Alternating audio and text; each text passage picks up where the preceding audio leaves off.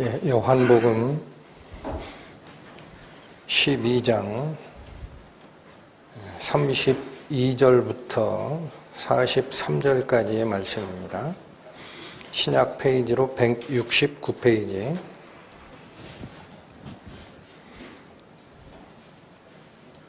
32절부터 살피겠습니다. 내가 땅에서 들리면 모든 사람을 내게로 이끌겠노라 하시니, 이렇게 말씀하심은 자기가 어떠한 죽음으로 죽을 것을 보이심이로라. 이에 무리가 대답하되, 우리는 율법에서 그리스도가 영원히 계신다 함을 들었거늘 너는 어찌하여 인자가 들려야 하리라 하느냐. 이 인자는 누구냐? 예수께서 가라사대, 아직 잠시 동안 빛이 너희 중에 있으니 빛이 있을 동안에 다녀 어두움에 붙잡히지 않게 하라. 어두움에 다니는 자는 그 가는 바를 알지 못하느니라. 너희에게 아직 빛이 있을 동안에 빛을 믿으라. 그리하면 빛의 아들이 되리라. 예수께서 이 말씀을 하시고 저희를 떠나가서 숨으시니라. 이렇게 많은 표적을 저희 앞에서 행하셨으나 저를 믿지 아니하니, 이는 선지자 이사야의 말씀을 이루려 하심이라. 가로되 주여, 우리에게 들은 바를 누가 믿었으며 주의 팔이 누이게 나타났나이까 하였더라. 저희가 능히 믿지 못한 것은 이 까닭이니, 곧 이사야가 다시 일렀으되 저희 눈을 멀게 하시고 저희 마음을 완고하게 하셨으니, 이는 저희로 하여금 눈으로 보고 마음으로 깨닫고 돌이켜 내게 고침을 받지 못하게 하려 함이니라 하였음이더라. 이사야가 이렇게 말한 것은 주의 영광을 보고 주를 가리켜 말한 것이라. 그러나 관원 중에도 저를 믿는 자가 많되 바리새인들을 인하여 드러나게 말하지 못하니, 이는 추례를 당할까 두려워함이라. 저희는 사람의 영광을 하나님의 영광보다 더 사랑하였더라. 기도하시겠습니다. 하나님 아버지, 지난 시간에 이어서 저희는 예수 그리스도를 통하여 성취되는 하나님의 영광, 그 영광을 가로막는 사람의 영광이 무엇인지와 이 잘못된 영광을 선택한 사람들에 대한 하나님의 조처가 어떻게 이루어지는지를 말씀을 통하여 살피고자 합니다. 저희의 마음을 붙잡아 진리의 말씀 속으로 인도하여 주시고, 말씀이 인도하시는 방향대로 저희의 모든 것을 맡기고 쫓아가는 순종의 삶 살 수 있도록 은혜를 더하여 주옵소서. 예수님의 이름으로 기도 올립니다. 아멘.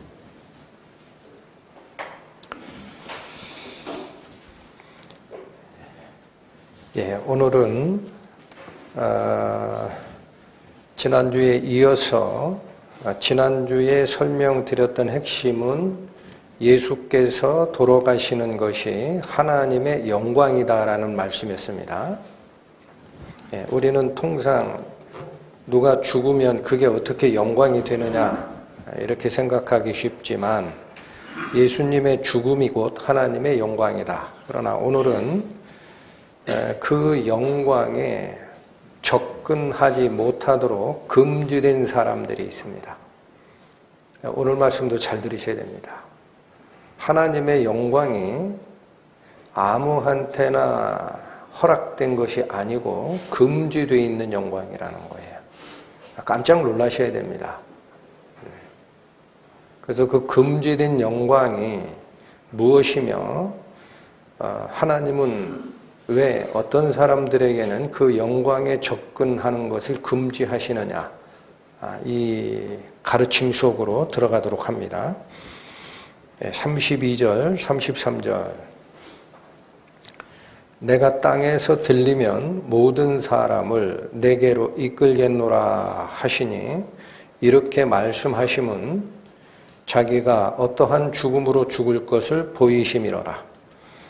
여러분, 예수님께서는 이미 앞서서 모세가 광야에서 뱀을 든 것 같이 인자도 들려야 하리라 라는 말씀을 주셨습니다. 그래서 여기 말씀하신 내가 땅에서 들리면 이라는 말은 내가 십자가에 달려 죽어야 라는 뜻입니다. 내가 십자가에 달려 죽어야 그 후에 모든 사람을 내게로 이끌겠노라. 그래서 이 말씀을 해설을 해 주셨죠. 이렇게 말씀하심은 자기가 어떠한 죽음으로 죽을 것을 나타내 보이신 것이다. 그런데 이 말씀에 무리들이 반문을 합니다. 틀렸다라는 거예요. 34절 보세요. 이에 무리가 대답하되 우리는 율법에서 그리스도가 영원히 계신다 함을 들었거늘. 여러분, 여기서 율법이라는 것은 구약 성경 말씀입니다. 그래서 이 자리에서 예수님의 말씀을 듣고 있던 무리들이 반문을 한 겁니다. 틀렸다 이거예요. 예수가 틀렸다. 왜 틀렸다라고 하느냐? 율법에는 그리스도가 영원히 계신다라고 했지 와서 죽고 사라진다라는 말이 없다. 다시 읽어볼까요? 34절. 이에 무리가 대답하되 우리는 율법에서 그리스도가 영원히 계신다 함을 들었거늘. 우리는 이렇게 알고 있는데 너 예수는 어찌하여 인자가 들려야 하리라 하느냐? 이 인자는 누구냐? 너 성경을 왜곡하고 너 스스로를 그리스도라고 얘기를 하는데 우리가 알고 있는 성경에는 그런 말이 없다. 이 인자가 누구냐? 정체를 밝혀라. 이렇게 반문을 하신 겁니다. 반문을 한 겁니다. 무리들이. 여러분, 그렇다면 이 당시에 예수께 이 반문을 했던 무리들은 성경을 몰랐을까요? 알았을까요? 자꾸 말씀드립니다. 성경의 도사입니다. 도사. 구약 성경을 암기하고 가르치던 도사. 그러니까 그들이 율법에 이렇게 돼 있다라는 말을 할 때에는 어딘가 근거가 있겠죠? 그래서 다시 구약 성경의 근거 속으로 한 발짝 들어가겠습니다. 다니엘서 보십니다. 구약성경 1246페이지 다니엘서 7장 가십니다.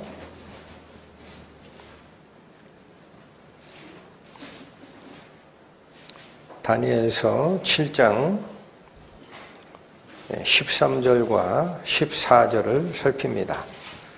내가 또 밤에 이상 중에 보았는데 인자 같은 이가 하늘 구름을 타고 와서 옛적부터 항상 계신 자에게 나와 그 앞에 인도되매. 여러분, 다니엘이 환상 중에 본 모습입니다. 환상 중에 어떤 모습을 봤느냐면 인자 같은 이가 우리 지상에 있는 구름 아닙니다. 하늘 구름, 천상의 이동 수단을 타고 누구에게 인도됐다? 옛적부터 항상 계신 자. 이게 누구세요? 하나님. 인자 같은 이가 천상에서 하나님께 인도됨에 왜 인도가 됐느냐? 14절. 그에게 권세와 영광과 나라를 주고 모든 백성과 나라들과 각 방언하는 자로. 이건 이스라엘 백성만을 위한 게 아니다라는 거예요. 모든 민족으로 그를 섬기게 하였다라는 거예요. 그러니까 여기 인자 같은 이가 옛적부터 항상 계신 하나님 앞으로 인도가 된 이유는 거기가 권세를 이양받는 자리였다라는 거예요. 모든 민족이 이분을 섬기게 하려고 권세가 위임되는 자리였는데 그런 뜻입니다. 이어지기를 그 권세는 영원한 권세라 옮겨지지 아니할 것이요 그 나라는 패하지 아니할 것이니라.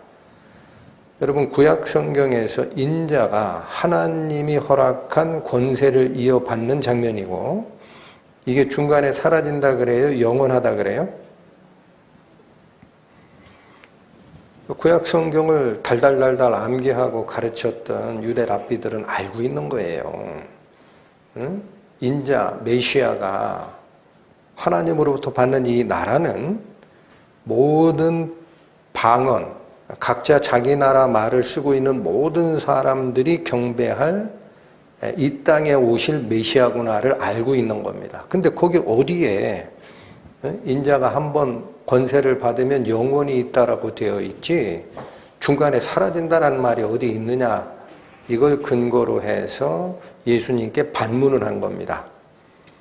근데 여기 보시면 인자라는 말을 안 쓰고 인자 같으니라는 용어를 쓰죠. 그죠?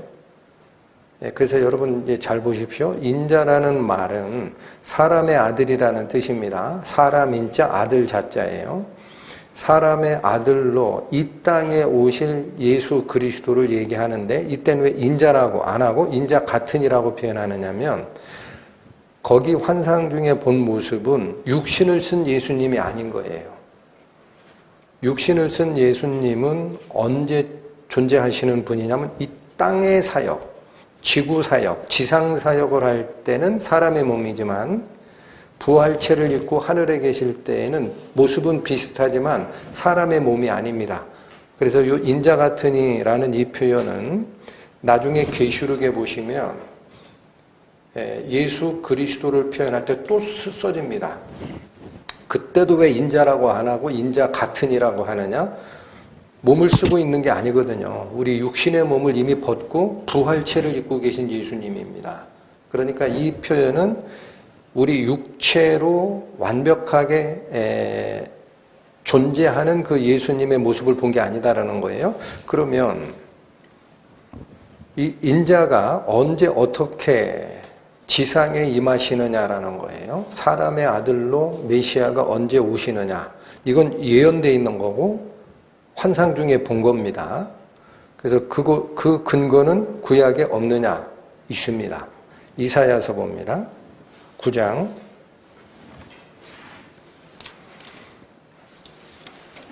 9약 975페이지입니다. 이사야 9장 6절에서 7절 말씀. 6절 이는 한 아기가 우리에게 낳고 한 아들을 우리에게 주신 바 되었는데 여러분 여기 아들 한 분을 얘기하죠. 근데 앞에 왜 이는 한 아기가 우리에게 낳고 라는 표현을 쓰느냐면 하나님의 아들 예수 그리스도를 얘기할 때도 독생자 한 아들이라는 용어를 씁니다.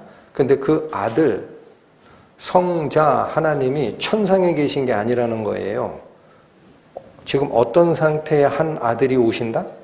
아기로 태어나는 아들이 오신다. 아멘?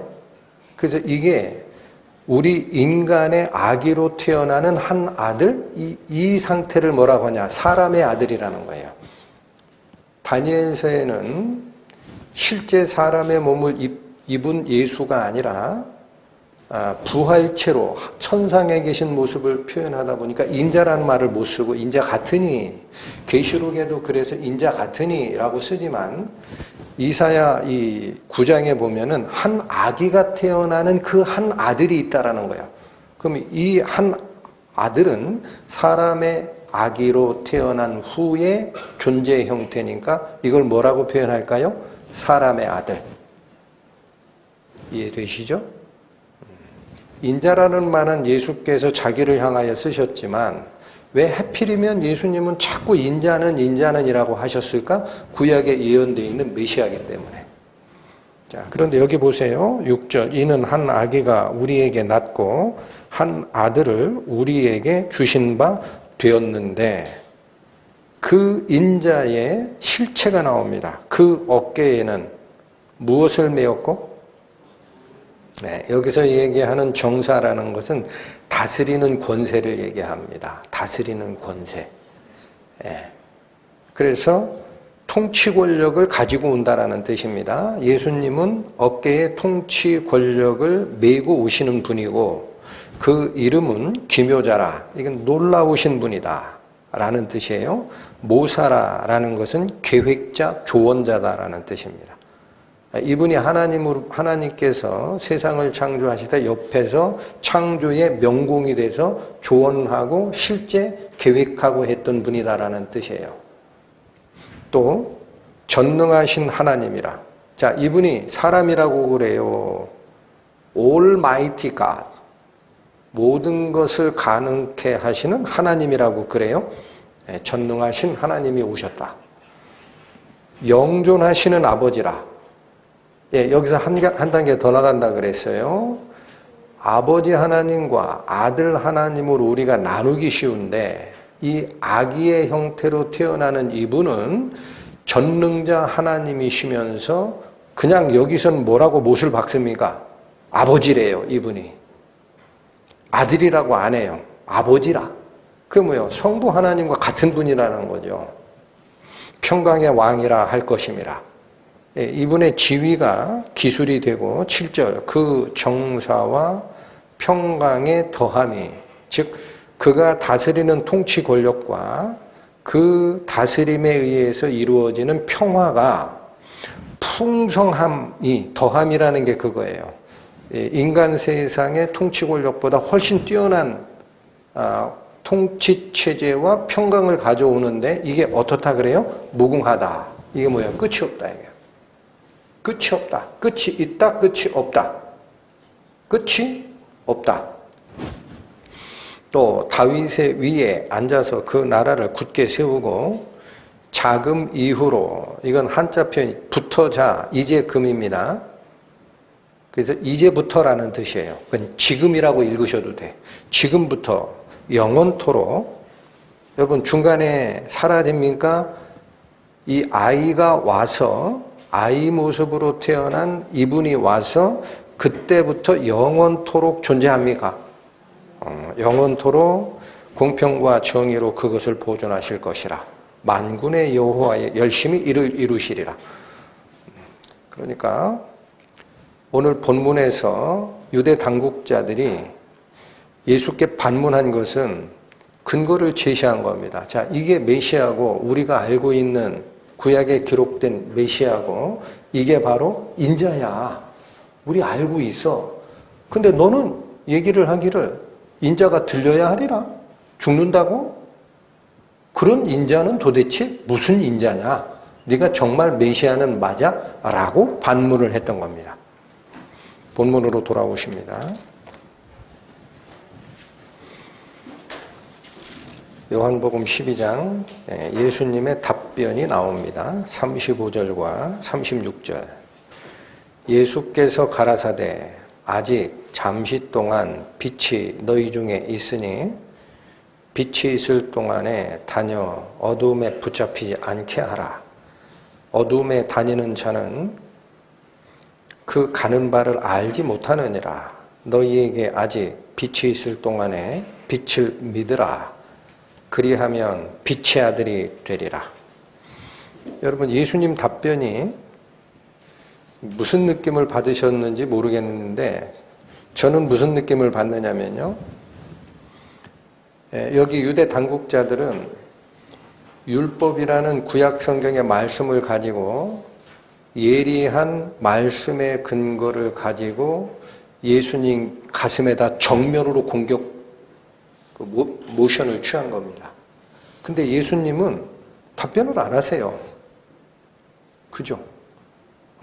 성경에 인자가 이렇게 죽게 돼 있어. 이런 얘기를 하십니까? 안 하십니까? 안 하십니다. 약간은 엉뚱합니다. 우회적이고 엉뚱한데 그냥 뭐라 그래요? 자기가 빛이란 얘기도 안 해요. 자기라는 말을 빼요. 그냥. 잘 읽으셔야 됩니다. 여기 내가 빛이다라는 말을 여기서는 안 하시죠? 그리고 그냥 뭐라고 그래요? 빛의 존재를 얘기합니다. 빛의 존재를 얘기하시면서 이 대화의 핵심은 이런 얘기입니다. 너희는 어둠에 붙잡힌 상태다라는 거예요. 너희는 어둠에 붙잡힌 상태이다. 그러므로 빛을 믿고 빛의 아들이 되어야 한다라는 메시지예요. 또 하나는 이 빛은 항상 있는 게 아니다라는 거예요. 잠시 동안 세상에 존재할 거다. 그렇죠? 그럼 왜 빛으로 얘기를 했을까요? 반문하는 자들은 인자를 대상으로 물었습니다. 인자가 뭐냐? 네가 얘기하는 조금 있으면 죽는 인자는 성경에 어디 있느냐? 그럼 그 말씀으로 답변을 하는 대신에 빛을 가지고 답변을 하셨죠. 언뜻 생각하면 성경의 근거를 못 찾으신 것 같죠?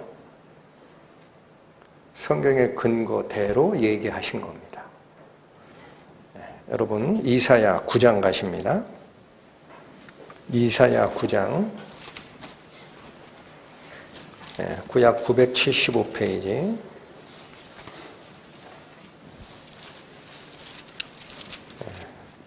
아까 살피셨던 한 아기로 태어나실 인자, 통치자, 메시아를 설명했던 바로 그 장입니다. 바로 그 장. 유대 랍비들이 근거로 삼았을 바로 이 성경 말씀을 가지고 얘기하시는 거예요, 예수님이. 그러나 어디 쪽을 가져오신 거냐면 9장의 1, 2절을 먼저 보세요. 1, 2절. 아까 저희는 6절, 7절을 읽었습니다. 1, 2절을 가보니까 이렇게 나옵니다. 전에 고통하던 자에게 흑암이 없으리로다. 이게 뭐예요? 흑암, 고통 속에 있던 자들이 그 고통으로부터 해방되는 일이 있을 거다 그러죠. 옛적에는 여호와께서 스불론 땅과 납달리 땅으로 멸시를 당케 하셨더니 후에는 여러분 이러한 문장 구조를 잘 기억해 주세요. 옛날에는 즉 전에는 이랬더니 나중에는 이렇게 될 거야 라고 얘기를 합니다. 그래서 전에 옛적에는 여호와께서 스불론 땅과 납달리 땅으로 멸시를 당케 하셨더니 라는 게 무슨 말이냐면 여기 잠깐 보세요.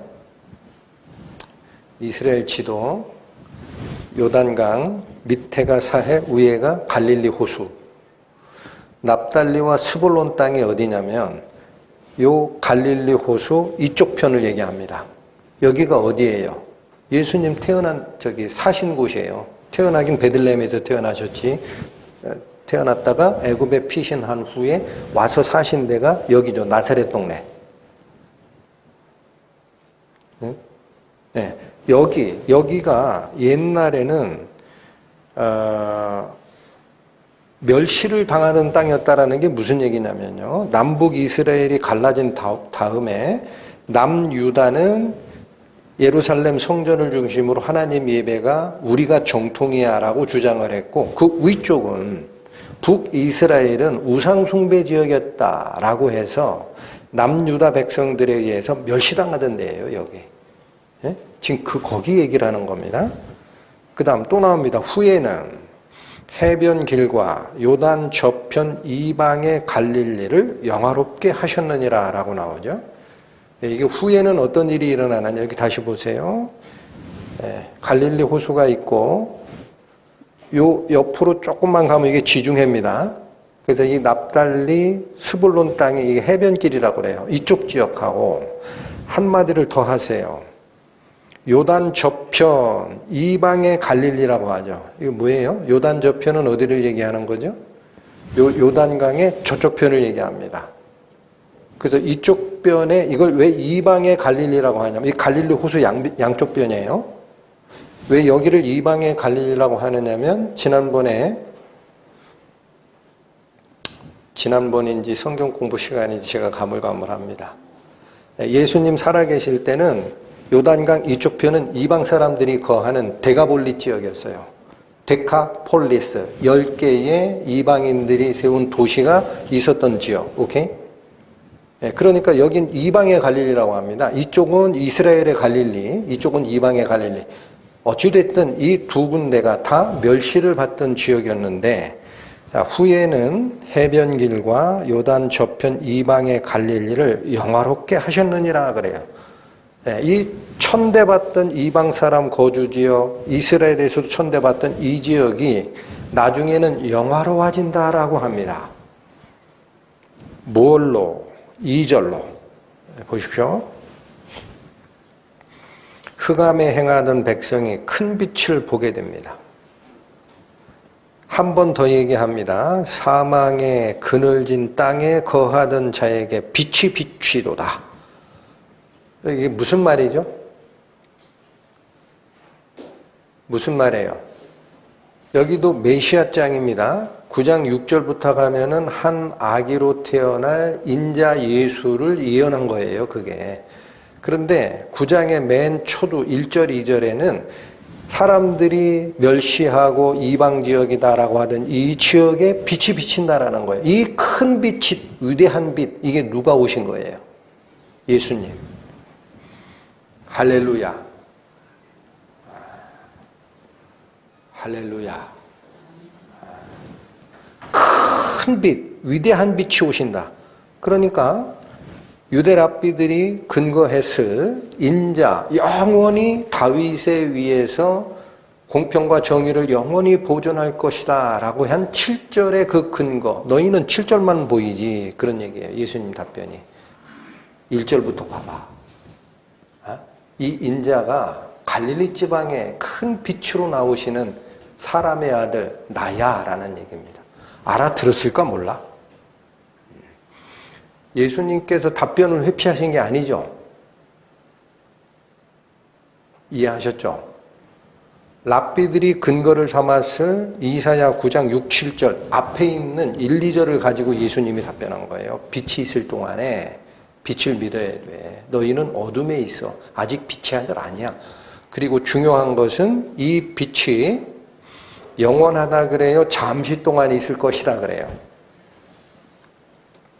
잠시 동안. 오늘 본문 다시 오세요. 정신 차리시고 집중하시고 중요한 얘기입니다. 지금 35절 본문 35절 예수께서 가라사대 아직 잠시 동안 빛이 너희 중에 있으니 영원히 있을 거다 잠시만 있을 거다. 잠시. 그래서 빛이 있을 동안에 다니고 어둠에 붙잡힌 상태에서 해방되어야 된다는 거예요. 36절 다시 얘기합니다. 너희에게 아직 빛이 있을 동안에 언제? 영원히 있는 빛이 아니다. 너희에게 빛이 있을 동안에 빛을 믿으라. 그리하여야 빛의 아들이 되리라.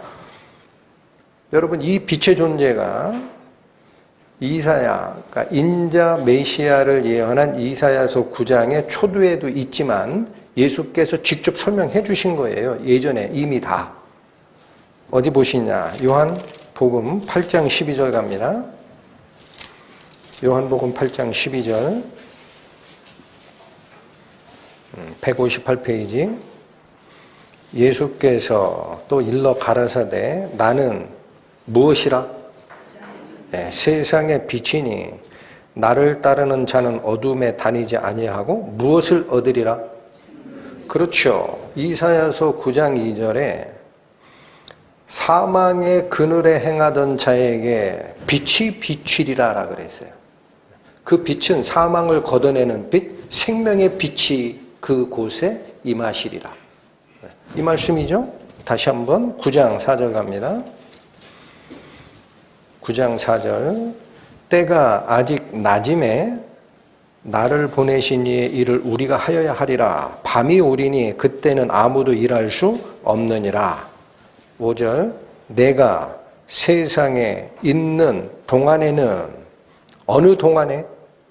예수께서 세상에 있는 동안에는 세상의 빛이로라.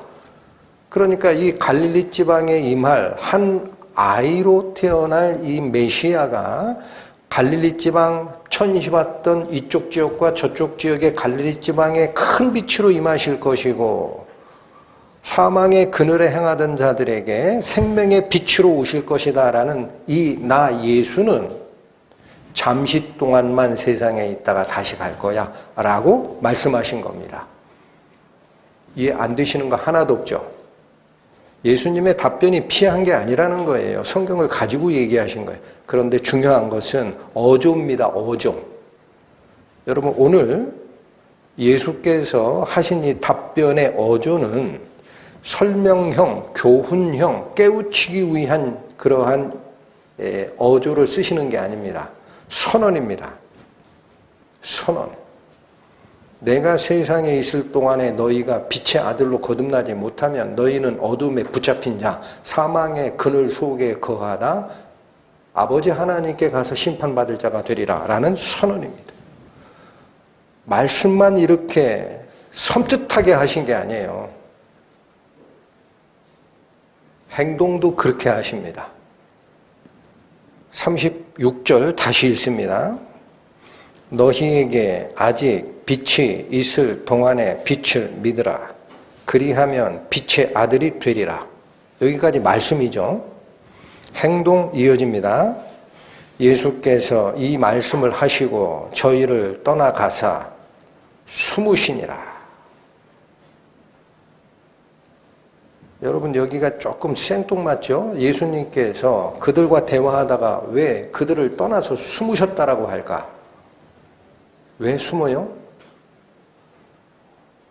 말씀의 깊이 속으로 다시 들어가야 됩니다. 예수님이 그들이 붙잡을까 겁나서 숨은 게 아니에요. 자꾸 말씀을 드립니다. 하나님의 때가 됐을 때, 하나님이 허락하실 때라야 세상 권력이 예수님을 체포하게 되는 거예요. 그러니까 베드로하고 같이 겟세마네 동산에서 성전 경비대들이 망치 몽둥이 가지고 예수님 잡으러 왔을 때 예수께서 뭐라고 얘기하셨어요? 내가 저들에게 나를 넘겨주지 않게 하려면 아버지께서 하늘에 있는 천사 군단을 보냈을 거다 그래요. 베드로야 뒤로 물러나라. 이제는 어둠의 때다. 이렇게 얘기하십니다. 그러니까 여기서 숨으신 건 그게 아니거든요. 무슨 비밀이 여기 있을까 하고 그 숨으시니라라는 단어를 봤어요. 했더니 헬라어의 이 단어는 크로프토라는 숨다 감추다라는 단어입니다. 크로프토. 이 단어인데 희한하게도 능동태가 아니라 수동태입니다. 그러면 어떻게 해석해야 원래 문법에 맞는 걸까요? 앞에서 떠나가사는 능동태예요. 예수께서 저희를 떠나가셔서 숨겨지니라라는 거예요. 숨으시니라가 아니라고요. 아시겠죠? 숨겨지니라. 그러니까 점점 더 이상해. 예수님께서 바로 지금 메시아는 영원히 계신 걸로 성경에 돼 있는데 너는 왜 메시아가 죽는다고 얘기를 하냐? 그런 인자가 도대체 어디 있느냐? 라고 따져 물었던 그 유대 당국자들에게 예수 그리스도는 그들을 떠나셔서 숨겨진 상태가 됐다라는 뜻입니다. 뭐가 달라지죠? 분위기가. 예수님은 말씀도 그들이 얘기한 성경 근거 이사야서 9장 초두를 가지고 내가 비치고 내가 갈릴리 지방에 온 인자 예수가 이게 바로 예언된 빛이고 이 빛은 잠시 동안에 있을 거야. 너희들이 내가 이 세상에 존재하는 동안에 나를 믿지 아니하면 어둠의 자식으로 멸망을 받을 것이니라. 빛의 아들로 거듭나는 방법밖에 없어 라고 선언적으로 서슬이 퍼렇게 얘기하신 후에 다시 행동도 그들에게 숨겨진 상태가 됐다라는 거예요. 그러면 여러분 보세요. 예수님을 숨기는 자가 있으니까 숨겨진 거죠. 예수님을 숨길 만한 권한 행사를 하시는 존재가 누굴까? 저는 생각해 봤어요. 하나님입니다. 성부 하나님. 성부 하나님께서 당신의 비밀 그리스도를 그들에게선 숨기신 거예요. 현장에서는 행동으로 나타났지만 영적 의미는 분명합니다. 숨겨지시니라. 그러면 하나님께서 이 역사를 이끌어 가시는데 숨겨지셨다라는 의미가 구체적으로 뭐냐? 또 하나는 그럼 그들에게는 왜 숨겨지니라? 여기 잘 보세요. 잘 읽으셔야 돼요. 36절 하반절 다시 봅니다. 예수께서 이 말씀을 하시고 저희를 떠나가서 숨겨지니라. 누구에게 숨겨졌다라는 뜻입니까? 저희에게입니다. 모든 자에게 숨겨지는 게 아니에요. 그들에게 숨겨지는 거예요. 그러면 저들에게는 왜 숨겨졌을까? 큰 두 가지 의문이 떠오릅니다. 예수께서 숨겨지셨다라는 뜻이 무엇이며 왜 저희들에게는 숨겨지는 상황이 됐을까? 다시 좀 더 읽겠습니다. 37절 이렇게 많은 표적을 저희 앞에서 행하셨으나 저를 믿지 아니하니. 여러분 여기도 잘 보세요. 37절에 이 많은 표적을 예수님이 누구 앞에서 했다라고 적시하고 있죠? 저희 앞에. 이게 누구예요?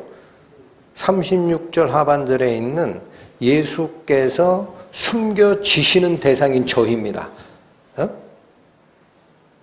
그 대명사를 계속 가지고 오는 거예요, 문장에서. 그러니까 무슨 얘기냐면 저희들에게 왜 숨겨졌느냐?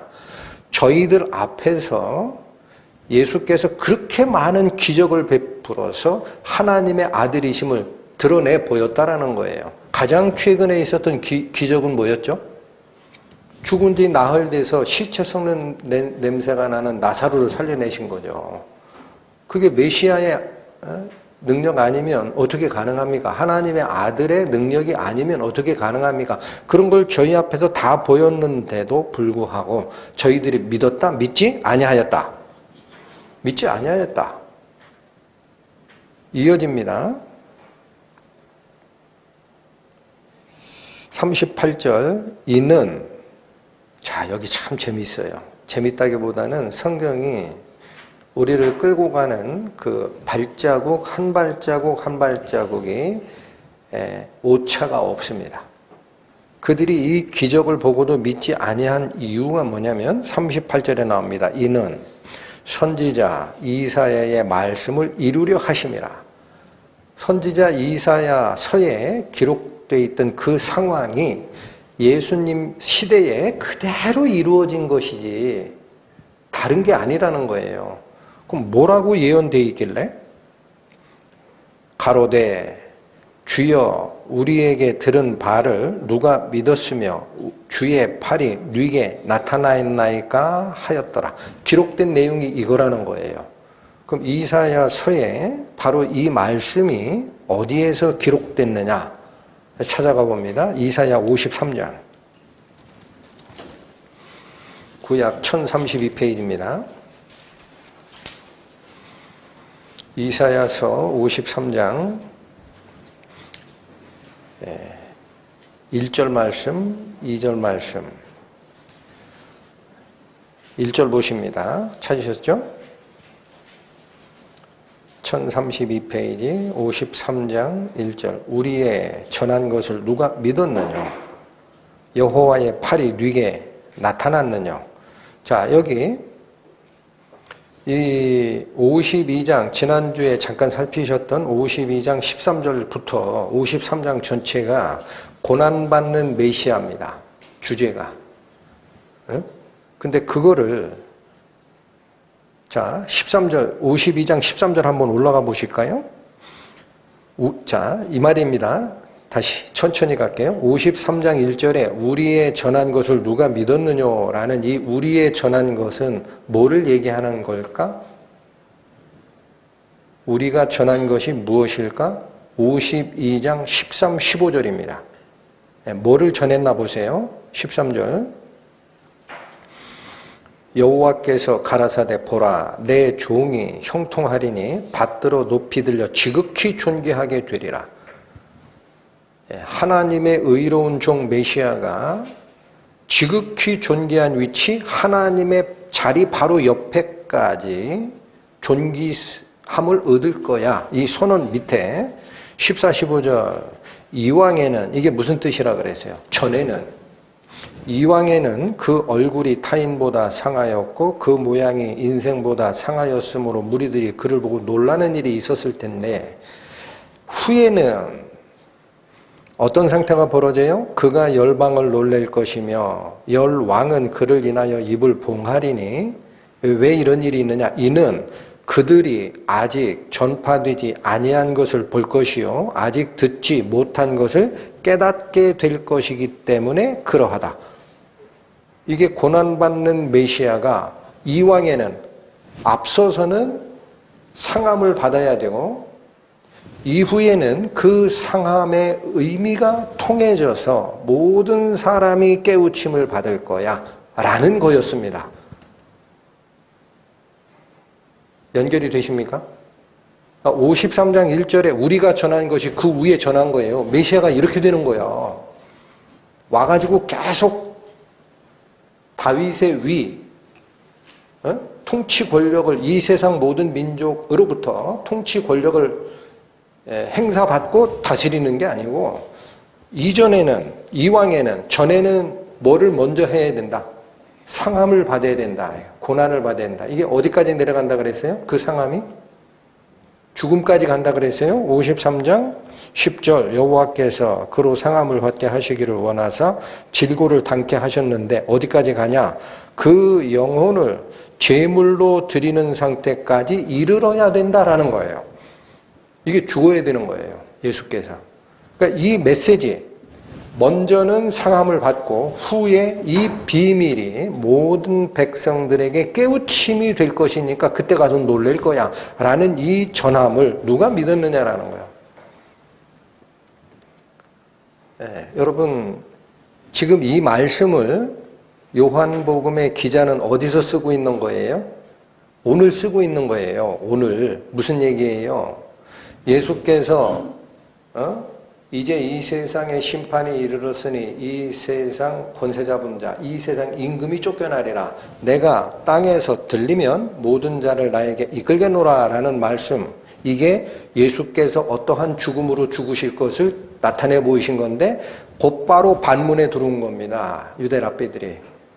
우리는 성경에 메시아가 영원히 존재한다라고 알고 있는데 너는 인자가 죽어야 된다라고 얘기하는데 그 인자는 도대체 무슨 인자야? 이렇게 물었던 그 질문에 이들이 안 믿어서 그렇다는 거예요. 뭐를 보고도 예수께서 저희 앞에 수많은 기적을 행하였으나 믿지 아니하는 것인 상태가 된 거다.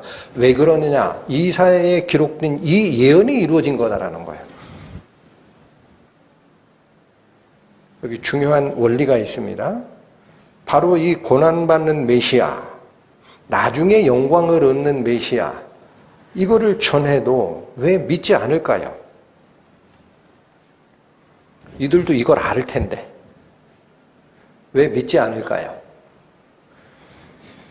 53장 1절 다시 보세요. 53장 1절 여호와의 전한 것을 누가 믿었느냐? 이 말은 무슨 얘기예요? 아무도 안 믿었다라는 거예요.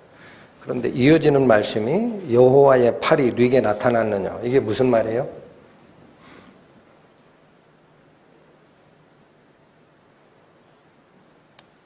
무슨 말이에요? 여러분 여호와의 팔이 뭐예요?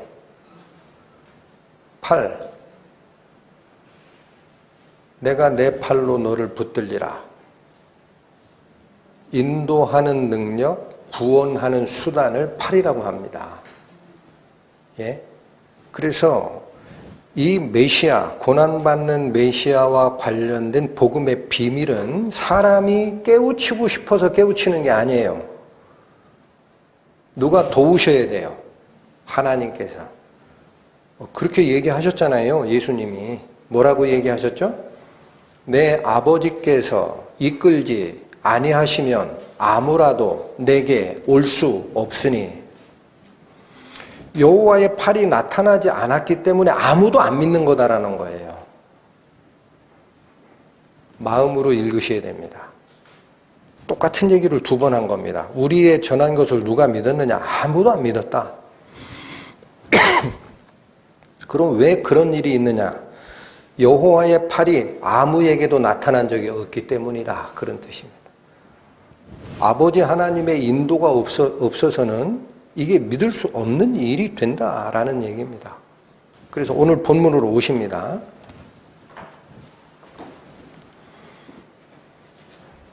37절부터 다시 볼게요. 이렇게 많은 표적을 저희 앞에서 행하셨으나 저를 믿지 아니하니 이는 선지자 이사야의 말씀을 이루려 하심이라. 예언이 성취된 상태다.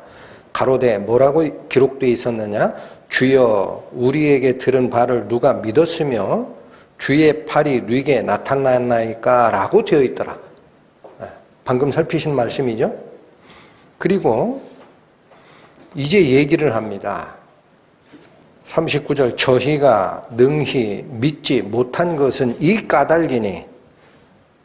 여러분, 복음은 우리나라와 전 세계적으로도 마찬가지라고 저는 봅니다. 이 말씀 없어서 못 읽는 사람 없어요. 가장 베스트셀러입니다. 웬만한 나라의 언어로 다 번역되어 있고 돈 몇 푼 주면 도서관 가가지고 서점 가서 다 읽을 게 돼 있어요. 이 말씀이. 이 복음이 그렇게 다 모든 자에게 오픈되어 있는데 왜 이 복음을 믿지 못하는 자가 있고 믿는 자가 있느냐? 이거는 어마어마한 수수께끼입니다. 던지고 계신 거예요. 저희가 능히 믿지 못한 것은 이 까닭이다. 여러분, 오늘 말씀에 가장 중요한 얘기가 드디어 이 서막이 열립니다. 사람들이 예수님의 그 대속 사역을 믿지 못하는 이유가 있다라는 거예요. 그런데 그게 1차적으로 사람의 원인이 있는 게 아니라는 거예요. 아주 뜻밖입니다. 40절 갑니다. 또 이사야가 다시 39절부터 읽을까요? 저희가 능히 믿지 못한 것은 이 까닭이니 곧 이사야가 다시 일렀으되, 그러니까 이사야서의 다른 쪽에 있는 기록이 증거하는 게 있다라는 거예요. 뭐라고 하나 했더니 40절 저희 눈을 멀게 하시고 저희 마음을 완고하게 하셨으니 이는 저희로 하여금 눈으로 보고 마음으로 깨닫고 돌이켜 내게 고침을 받지 못하게 하려 함이니라 라고 기록되어 있다라는 거예요. 이 말씀은 이사야서 다시 갑니다. 6장에 있습니다. 구약성경 973페이지.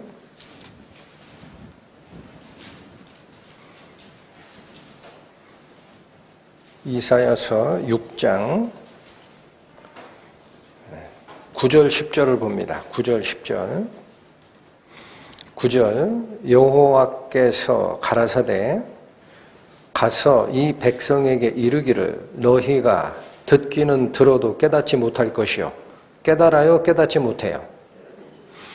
보기는 보아도 알지 못하리라. 알아요? 못 알아요?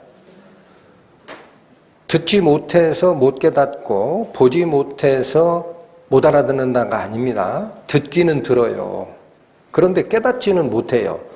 보기는 봐요. 자, 여러분 설교 말씀을 듣고 성경 공부 녹음 파일을 듣고 유튜브에 들어가면은 좋은 설교 말씀 한마디로 널렸습니다. 보고 듣고 다 합니다.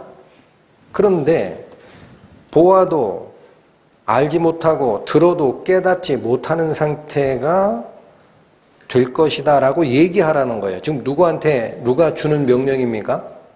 이사야 선지자가 우시야 왕이 죽던 해에 이상을 봅니다. 하늘이 열리고 하나님의 모습이 보여요.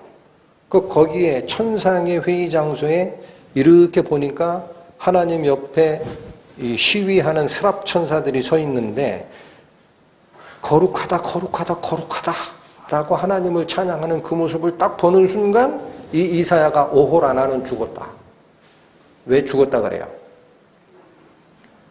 내가 입술이 부정한 자이고 입술이 부정한 백성 중에 거하다가 하늘의 하나님 여호와를 배웠으니 나는 이제 죽었구나. 그러니까 한탄을 하니까 어떤 일이 있었죠?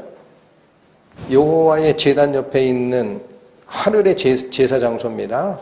핀 숯. 이 숯불이라는 것은 모든 부정한 것을 태워버리는 거예요.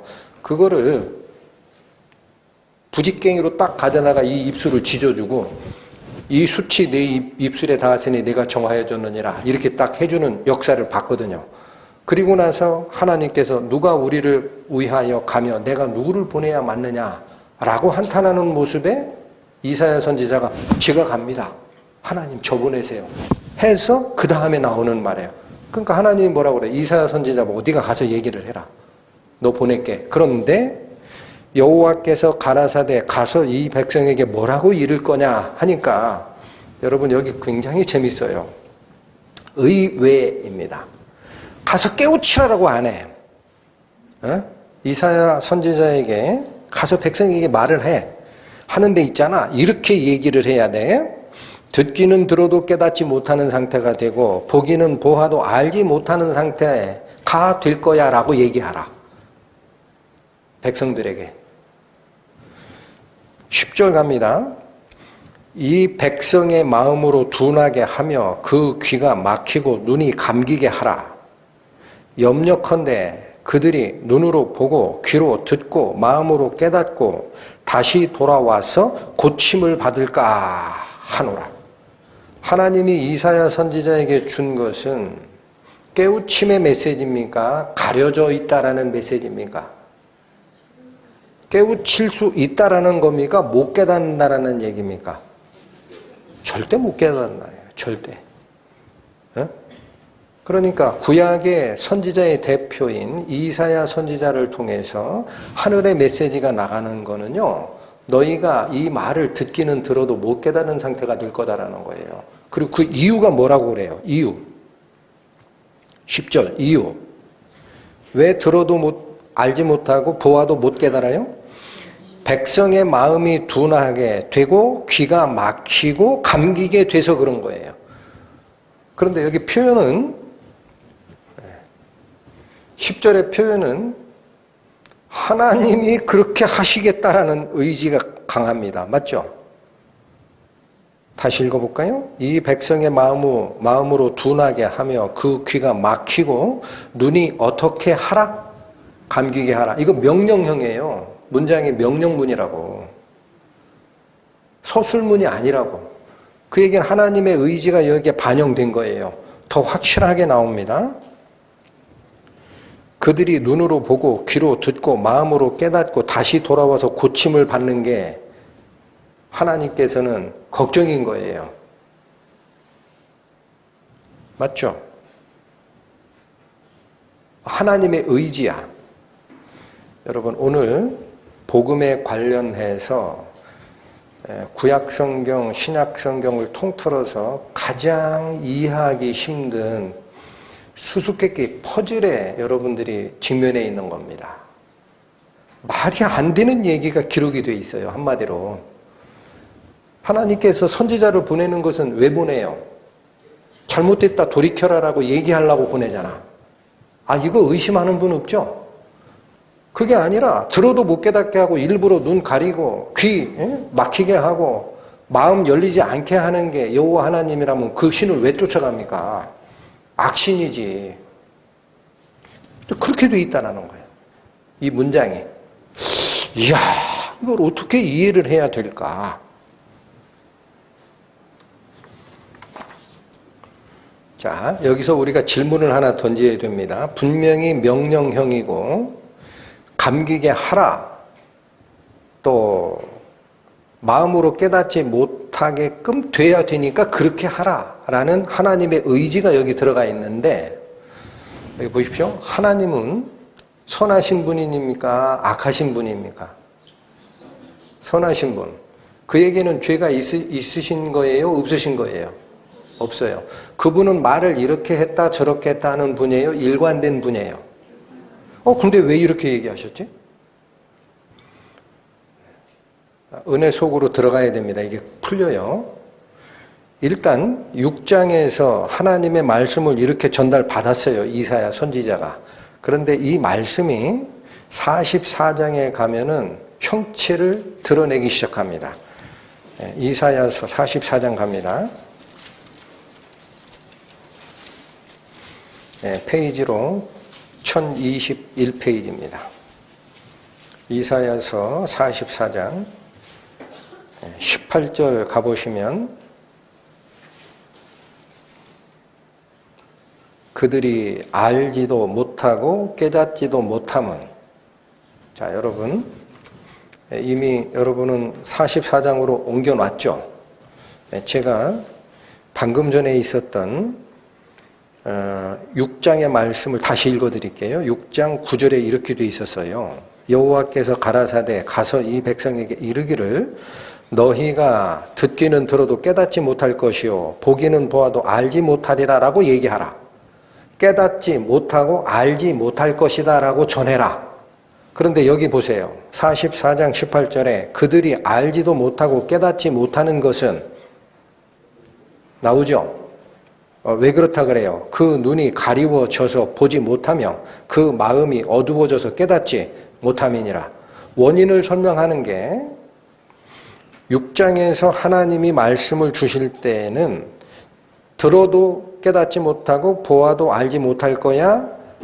그리고 10절에 뭐라고 그랬냐? 백성의 마음으로 둔하게 하고 귀가 막히게 하고 눈으로 감기게 하라라고 명령형으로 돼 있다고요. 그런데 44장 18절에 와보니까 그들이 알지도 못하고 깨닫지도 못할 것은 이유를 얘기합니다. 하나님이 막어서라는 표현이 아니라 이제는 서술문으로 돼 있어요. 그 눈이 가려져서 보지 못하며 그 마음이 어두워져서 깨닫지 못하는 상태라는 거예요. 왜 이게 어조가 달라졌어요? 하나님이 막는 거예요? 그들의 마음이 가려지는 거예요? 어조가 살짝 바뀌어 있죠? 여러분 잘 들으셔야 됩니다. 오늘 굉장히 중요한 얘기를 하는 거예요. 깨닫지 못하는 자가 되고 싶으면 신경 안 쓰시고 그냥 계셔도 돼. 하나님의 비밀을 깨닫고 싶다. 그 마음이 있으시죠? 기도하시고 잘 들으셔야 돼요. 이게 같은 이사야 선지서에 기록되어 있는 풀지 못하는 수수께끼 같아요. 하나님이 막겠다라는 의지 같은데 6장은 44장에 오니까 설명을 뭐라고 하느냐면 하나님이 막은 게 아니고 그 마음이 가려워져 있고 어두워져 있어서 못 깨닫는 거야 라고 얘기를 하고 있다 이거예요. 얘기가 좀 달라지죠. 그렇죠? 이게 뭘까? 로마서에 이 비밀이 풀립니다. 신약성경 240페이지로 가십니다.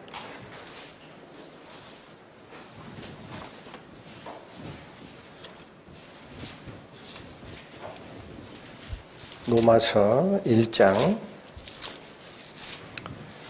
21절에서 25절 봅니다.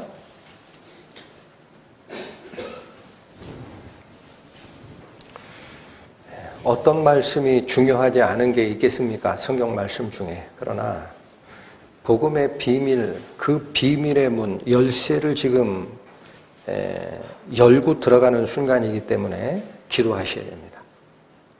이게 무슨 뜻인지. 로마서 1장 21절부터 봅니다. 하나님을 알되 하나님으로 영화롭게도 아니하며 감사치도 아니하고 오히려 그 생각이 허망하여지며 미련한 마음이 어두워졌나니. 여러분 이사야서 44장 18절에서 뭐라고 그랬냐? 그들이 왜 깨닫지 못하고 듣지 못한다 그랬어요? 마음이 가려워지고 마음이 어두워졌기 때문이다 그랬죠.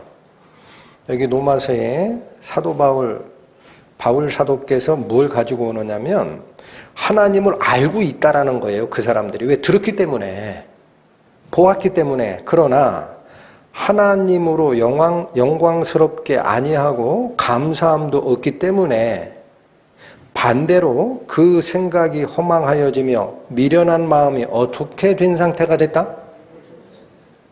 그러니까 하나님이 일부러 막은 거예요? 내가 하나님에 대한 경외심이 없어졌기 때문에 마음이 어두워진 거예요? 후자죠. 좀 더 읽습니다. 스스로 지혜 있다 하나 우준하게 된 상태다라는 거예요. 이게 내가 지혜가 있다라고 생각을 해요. 근데 우준하게 됐다라는 게 무슨 뜻이냐? 우자는 어리석을 우자입니다. 준자는 꾸물거릴 준자예요. 그래서 이게 어떤 상태냐면 판단이 잘 안 서가지고 우물쭈물하고 있는 어리석음입니다. 하나님께로 돌아가야 되는지를 모르고 있어요. 자기가 가던 길을 계속 가요. 그게 꾸물거리는 거예요. 어리석어서 꾸물거리고 있다고. 돌아가야 되는데 계속 가다가는 낭떠러지인데 이걸 모르고 나는 지혜를 가졌다라고 생각하나 사실은 어느 상태로 빠진 거다? 우준하게 됐다라는 거예요. 이 말씀이 무슨 말일까? 본론이 나옵니다. 23절 썩어지지 아니하는 하나님의 영광을. 자, 여러분 보세요. 21절도 그들이 마음이 어두워지는 이유가 하나님을 영화롭게 아니하였기 때문에 그렇다라고 그래요. 그 영화와 여기 하나님의 영광 같은 단어입니다. 21절 썩어지지 아니하는 하나님의 영광을 썩어질 사람과 금수와 버러지 형상의 무엇으로 바꾸는 일이 생긴다? 우상. 여러분 이 말 하면은 또 이걸 이렇게 이해하시는 분이 있어요. 아니 나는 하나님 알고 교회에 나오고 설교 듣고 예배 참석하면서 내가 무슨 불상을 만들거나 뭐 이상한 걸 만들어 가지고 섬긴 적 없는데 그럼 나는 우상 숭배하지 않는 거지. 그렇게만 또 생각하신다고. 그 얘기를 하는 게 아니에요. 이 우상이 뭐냐라는 거야. 이어집니다. 24, 25절 그러므로 하나님께서 저희를 마음의 정욕대로 더러움에 내어버려 두신 겁니다. 여러분 이제 열쇠가 풀립니다. 열쇠가 들어가서 자물통이 풀립니다. 반바퀴가 돌았어요. 자물통이. 무슨 얘기냐? 하나님이 마음을 막아놓는 게 아니라 사람이 하나님의 영광을 버리고 우상을 쫓게 되기 때문에 마음이 어두워지고 이 어두워진 상태의 인간을 하나님이 버려둔다라는 거예요. 네 길을 가라. 여러분 여기가 어마어마하게 중요한 거예요. 하나님은 우리 사람을 자유의지를 주어서 창조하셨기 때문에 경고는 하지만 그가 다른 길을 선택할 때 하나님은 막지 않습니다. 내버려 둡니다. 네 선택이 그거냐? 가봐. 이게 그 말이에요. 썩어지지 아니하는 하나님의 영광을 썩어질 사람과 금수와 버러지 형상의 우상으로 바꾸었느니라. 나 우상 숭배 안 하는데 나는 관계없는 얘기 아니야? 할까봐. 다시 설명합니다. 24절 그러므로 하나님께서 저희를 마음의 정욕대로 더러움에 내어버려 두사 저희 몸을 서로 욕되게 하셨으니 25절 이는 왜 이게 내버려 두고 그들은 더러운 욕심에 이끌려 가게 되느냐 이는 저희가 하나님의 진리를 거짓 것으로 바꾸어 피조물을 조물주보다 더 경배하고 섬기기 때문입니다. 우상이 이겁니다. 우상이 불상 만들고 저희 교회는 말씀에 충실하다 보니까 십자가든 형상화된 거를 지금 안 하는데 혹시라도 이게 뭐 귀하다 해서 부적 가지고 다니고 그런 거 없다 이거예요. 나는 우상 숭배 안 해 라고 생각하기 쉽다. 그러나 그 우상의 본질은 뭐다라는 거예요. 25절 피조물을 조물주보다 더 경배하는 행동이라는 거예요. 그렇죠. 여러분 여기 보세요. 우상 숭배가 왜 일어납니까? 하나님이 최고의 신이시고 이분만이 오르시고 그러면은 다른 신 섬기는 사람이 있어요 없어요? 바보죠. 멍충이. 하나님보다 이 신이 뭔가 나한테 더 줄 게 있다 싶으니까 우상 만들고 거기다 복 비는 거 아닙니까? 그렇죠? 그러면 여기 핵심이 우상 숭배가 뭐냐면요. 하나님은 여기 보세요. 하나님은 창조주십니다. 하나님이 안 만든 게 없어요. 우리는 그냥 물질세계 만들고 우리 만들었다라고만 생각을 하는데 하나님은 영의 세계에 있는 천사들도 다 만드신 분이에요. 아셔야 돼요. 창조주는 오직 하나님 한 분이에요. 나머지는 피조물이에요. 그렇죠? 그런데 우리 피조물이 원래 쫓아가야 되는 바른 길은 창조주 하나님을 하나님대로 대접을 하시고 해드리고 하나님의 영광이 맞습니다라고 해야 되는데 하나님을 내려놓고 누구를 올린 거예요? 피조물을 더 숭배한 거예요. 그러니까 만들어 섬기지. 그러니까 이게 무슨 얘기입니까? 여러분, 오늘 주제로 다시 돌아오는 거예요. 굉장히 넓은, 굉장히 긴 길입니다.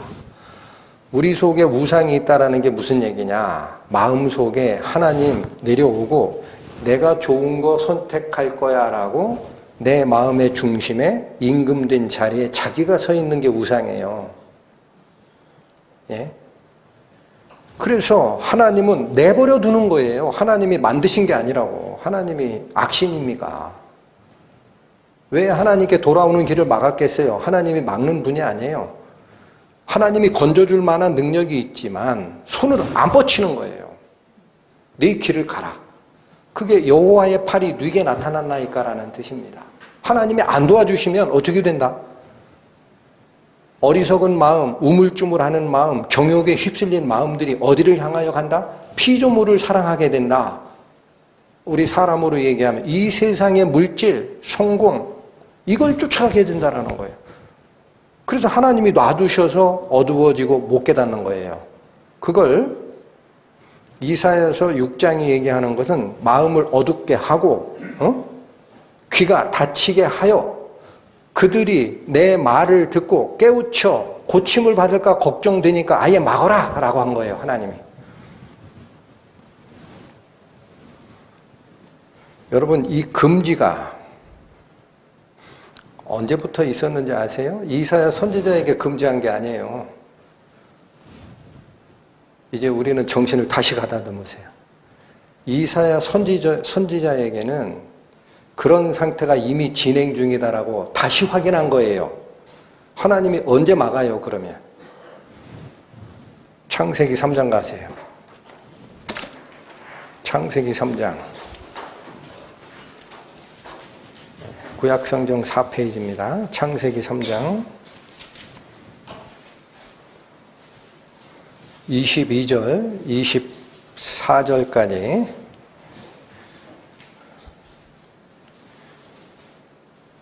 찾으셨으면 살피겠습니다. 여호와 하나님이 가라사대 보라, 이 사람이 선악을 아는 일에 우리 중 하나와 같이 되었으니. 이게 무슨 소리예요? 사람이 선악과를 따먹고 선악을 아는 일에 우리와 같이 됐다라는 얘기를 오해하면 안 됩니다. 하나님처럼 정확하게 선악을 분별하는 능력을 가졌다라는 얘기가 아니에요. 명백한 거예요. 그럼 이게 무슨 뜻이냐면 선악을 판단하는 자리는 하나님 자리라는 거예요. 근데 그 자리로 올라와 버렸다라는 거예요. 예? 하나님 명령 밑에 있질 않고 필요 없어 하고 자기가 선악을 판단하는 판단자의 자리에 섰으니라는 거예요. 그가 그 손을 들어 생명나무 실과도 따먹고 영생할까 하노라 하시고. 여러분, 걱정이 하나 나옵니다. 하나님의 걱정이. 에? 인생의 임금 자리에 본인이 올라가고 하나님 내려오십시오라고 했던 그 인간의 타락상이 딱 발생한 순간에 하나님의 염려가 나와요. 하나님이 뭘 염려해요, 지금? 생명나무 실과도 따먹을까 하노라. 여러분, 이사야 6장이 뭐라 그랬어요? 그들이 듣고 깨달아 고침을 받을까 하노라. 어머나, 같은 거네. 하나님이 생명과 왜 막았어요? 여러분, 생명가가 누구예요? 예수님이에요. 계시록에 보면 예수님이라고. 인간이 타락한 순간 생명과 막죠? 예? 왜 막아요?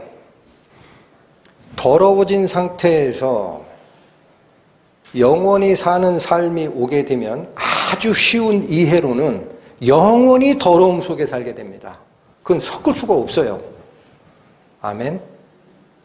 여러분, 예수님은 더러움과 같이 섞을 수 없고, 예수님은 세상을 사랑하는 마음과 같이 하지 않고, 예수님은 하나님의 영광보다 사람의 영광을 더 위하는 그 마음 속에는 거하시지 않겠다라는 선언입니다. 막으셨잖아요. 그리고 어떻게 해요? 접근 금지.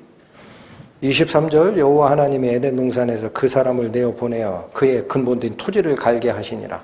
이같이 하나님이 그 사람을 쫓아내시고 에덴 동산 동편에 그룹들과 두루도는 화영검을 두어 생명나무의 길을 지키게 하시니라. 자, 이때는 못 들어오게 막아라. 누구한테 시킵니까? 천사들에게. 근데 이 타락한 인간에게 복음이 전파될 때는 아까 누구한테 막으라 그랬어요? 하나님이. 이사야 선지자에게. 같은 거라는 거예요. 마음을 경건하게 잡으셔야 됩니다.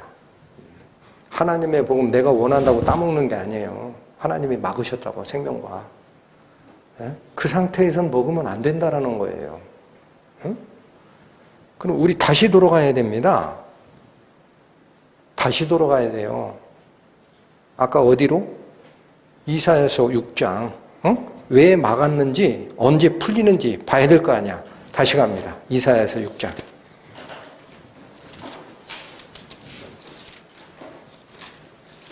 구약 973페이지 다시 펴보십니다.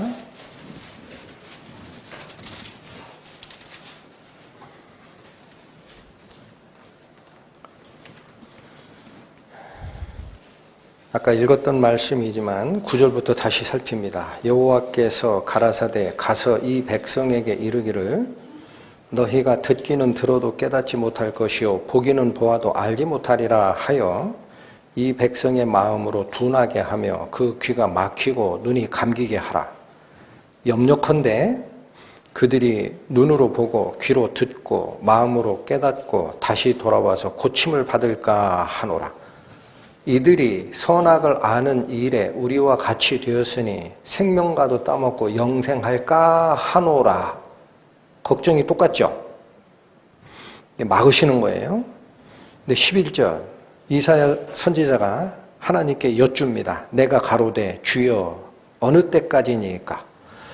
가려지고 접근 금지가 되는 시기가 있을 거 아닙니까? 영원히 하시지는 않으시겠죠. 언제까지입니까?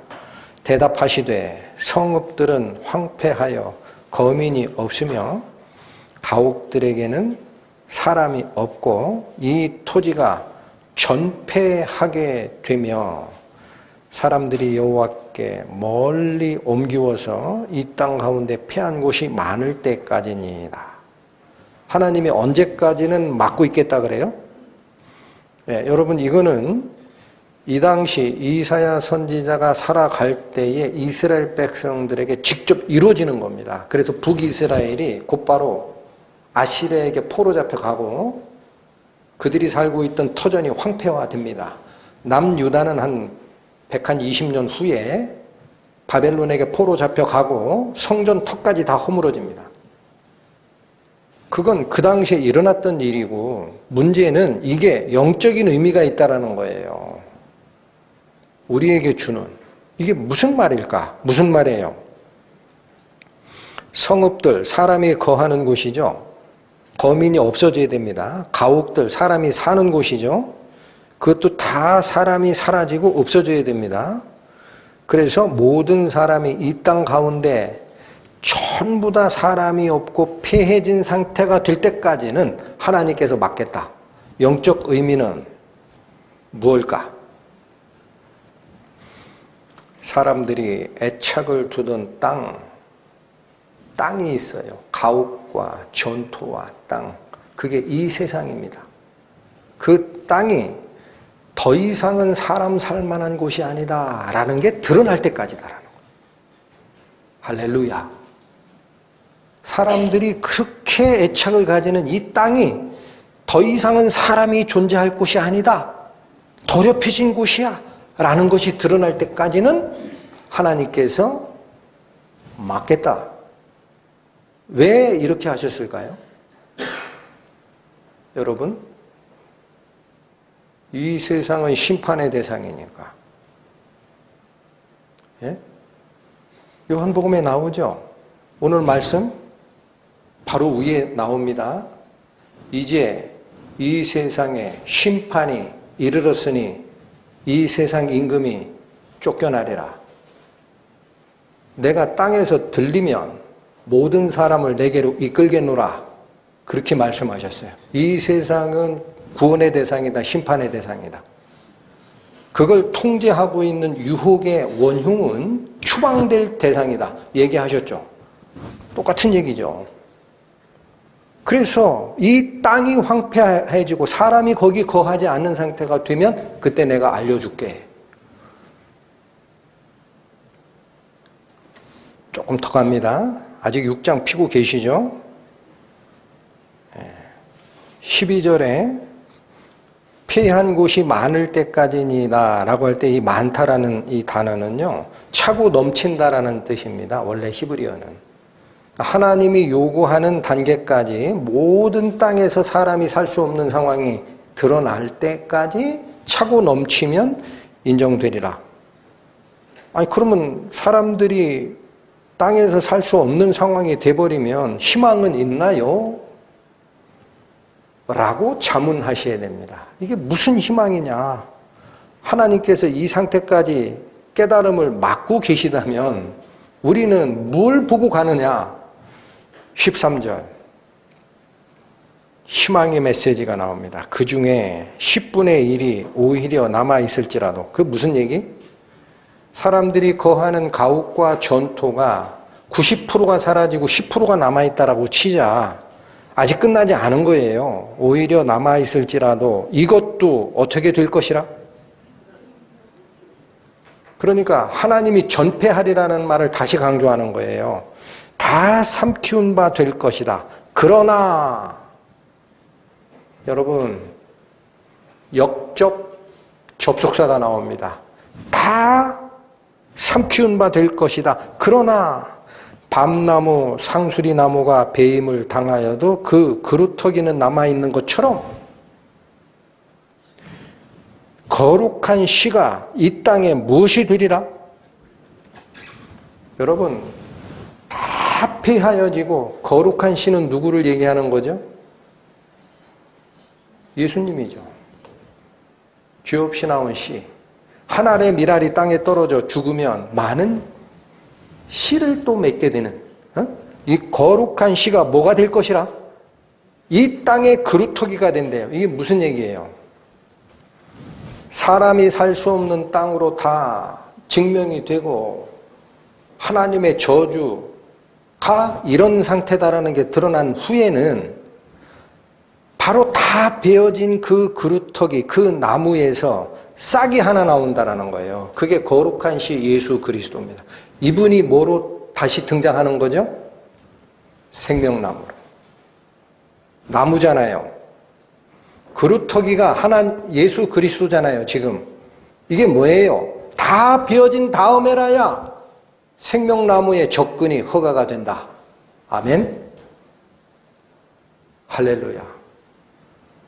깨닫는 자와 깨닫지 못하는 자 간에 무엇이 막고 있느냐를 확실히 보셔야 됩니다.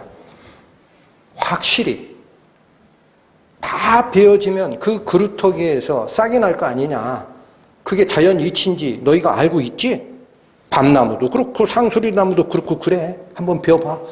밑둥까지 딱 자르면 죽은 것 같지만 거기서 싹이 나오지?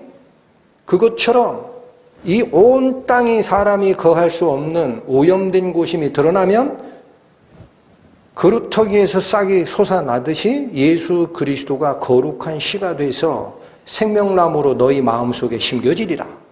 아멘.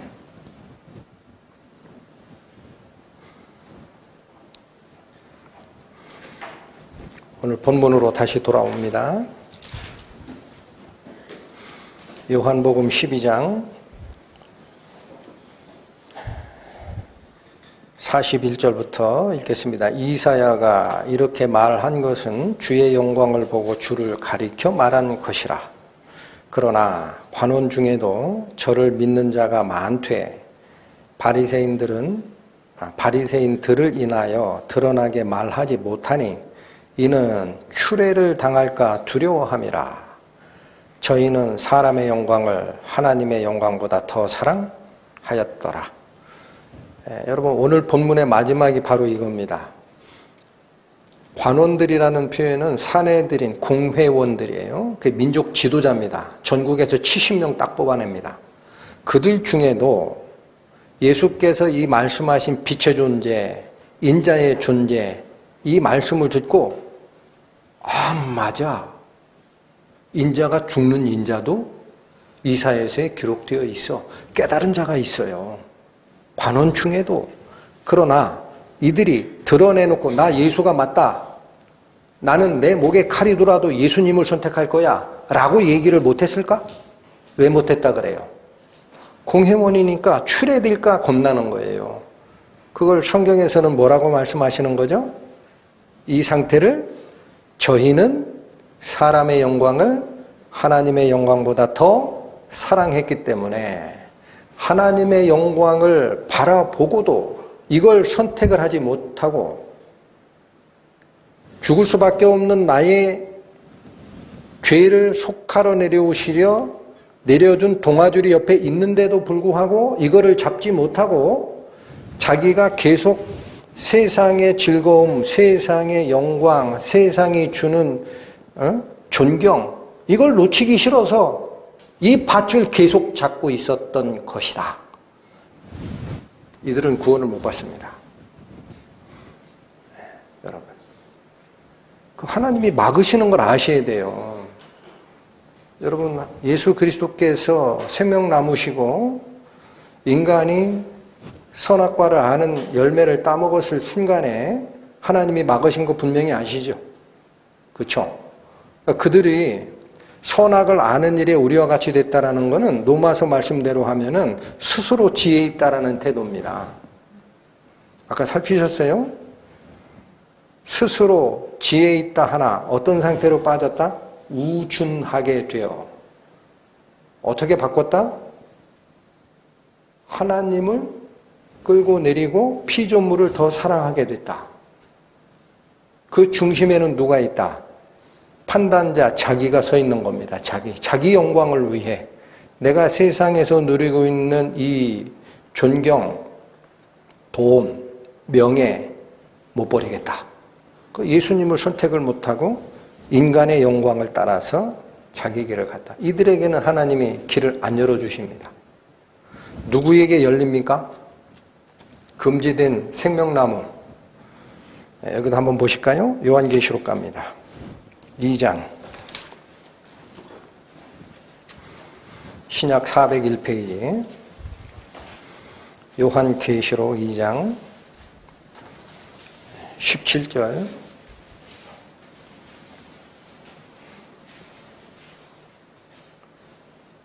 귀 있는 자는 성령이 교회들에게 하시는 말씀을 들을지어다. 이기는 그에게는 내가 감추었던 만나를 주고 또 흰 돌을 줄 터인데 그 돌 위에 새 이름을 기록한 것이 있나니 받는 자밖에 그 이름을 알 사람이 없느니라. 여러분 여기 보세요. 성령께서 누구에게 내리는 경고? 교회들. 뭐라고 얘기하십니까? 이기는 자에게는 감추었던 만나를 먹을 자격을 주리라. 여러분 이 만나가 감추었다가 나온다는 게 무슨 말이에요? 예수님은 에덴 동산의 비유에서는 생명나무입니다. 그런데 예수께서 요한복음에 기록된 대로 하면은 요한복음 6장에 나오죠. 모세가 광야 생활을 할 때 하늘에서 내린 만나를 줬지 않느냐라고 얘기할 때 무리들에게 예수께서 뭐라 그랬어요? 나는 하늘로부터 내려온 산떡이니 나를 먹는 자는 영생하리라. 그게 감추인 만나예요. 하늘의 만나인데 다 허락되어 있습니까? 감추어 있습니까? 감추어 있죠. 이 감추인 만나를 누구에게 먹을 권한을 준다라고 되어 있습니까? 여기? 이기는 자. 뭐가 이기는 자일까요? 어떤 게 이기는 자입니까? 요한이 본 계시를 기록한 거예요. 이 기자도 요한입니다. 우리 지금 배우는 본문의 요한복음도 요한이 기록한 거고 또 요한 서신서가 있어요. 요한 1, 2, 3, 4. 1, 2, 3서. 근데 거기 요한서 신서에 가보면 이게 비밀의 열쇠 거기 풀립니다. 요한 1서 5장 보십니다. 신약 393페이지. 요한 1서 5장 4절과 5절의 말씀. 요한 1서 5장 4절. 대저 하나님께로서 난 자마다 세상을 이기느니라. 누가 이긴다? 하나님께로서 태어난 자만이 세상을 이긴다. 그 어떻게 이기느냐? 세상을 이긴 이김은 이것이니 우리의 믿음이니라. 아니 어떤 믿음? 5절. 예수께서 하나님의 아들이심을 믿는 자가 아니면 세상을 이기는 자가 누구뇨? 자, 여러분, 이기는 그에게는 감추인 만나를 주겠다라고 성령이 교회들에게 말씀하셨습니다. 그럼 이 감추인 만나, 생명의 떡, 예수 그리스도가 감춘 상태에서 실제로 그 생명의 떡을 먹게 되는 허락은 누구에게 주어지느냐? 이기는 자에게 주어져요. 어떤 게 이기는 자냐? 세상을 이긴 거라고 그러죠. 요한 1서 5장 4절 다시 보세요. 대저 하나님께로서 난 자마다 무엇을 이기느니라? 세상을 이기느니라. 세상을 이긴 이김은 이것이니 우리의 믿음이니라. 5절. 예수께서 하나님의 아들이심을 믿는 자가 아니면 세상을 이기는 자가 누구냐? 세상을 이긴다 3번 나와요. 성도들의 이김은 세상을 이기는 겁니다. 세상을 이긴다라는 게 무슨 얘기죠? 이 세상은 요한복음 말씀대로 심판의 대상임을 알고 이 세상에서 자기를 사랑하는 것은 세상의 권력을 가진 자, 마귀의 유혹을 쫓아감을 알고 버리는 자가 세상을 이기는 겁니다. 그러니까 오늘 살피는 이 본문 바로 앞에 뭐라고 돼 있었어요? 요한복음 12장 25절에 자기 생명을 사랑하는 자는 잃어버릴 것이요. 이 세상에서 어디서? 할렐루야. 단어가 계속 연결시켜줘요. 이 길을 따라오라는 거예요. 성경은 그래서 하나님께서 영의 감동으로 기록하게 하는 겁니다. 이 세상에서 자기 생명을 미워하는 자라야 어떻게 된다? 영생의 떡 감추인 만나 예수 그리스도를 발견하게 될 것입니다. 기도하고 마치겠습니다. 하나님 아버지시여, 사람이 선악을 안다라고 자만하고 하나님께서 금한 그 명령을 어기고 판단자의 자리, 자기 마음의 중심, 곧 우주의 중심에 앉는 이것이 바로 스스로 지혜 있다 하나 우준하게 되어 피조물을 창조주보다 더 섬기는 길로 빠졌음을 다시 확인하였습니다. 예수님께서 빛이 있을 동안에 빛을 믿어 빛의 자녀가 되라. 너희는 아직 사망의 그늘 속에 거하는 상태이다 라고 말씀하시면서 그들에게 감추인 상태로 나타난 것은 이 비밀이 하나님께서 생명과의 접근을 막았던 것과 관계가 됨을 오늘 다시 확인하였습니다. 부디 바라옵기는 하나님의 영광 드러날 때에 사람의 영광에 가치를 두지 않고 그 더럽혀진 영광을 과감하게 버리고 하나님의 영광 선택하는 저희 될 수 있도록 이끌어 주십사 하는 것입니다. 이후 저희의 생각과 저희의 행보, 하나님께서 뜻하시는 영광과 그의 은혜대로 인도되기를 원하오니 저희를 잡아 인도하여 주옵소서. 예수님의 이름으로 기도 올립니다. 아멘.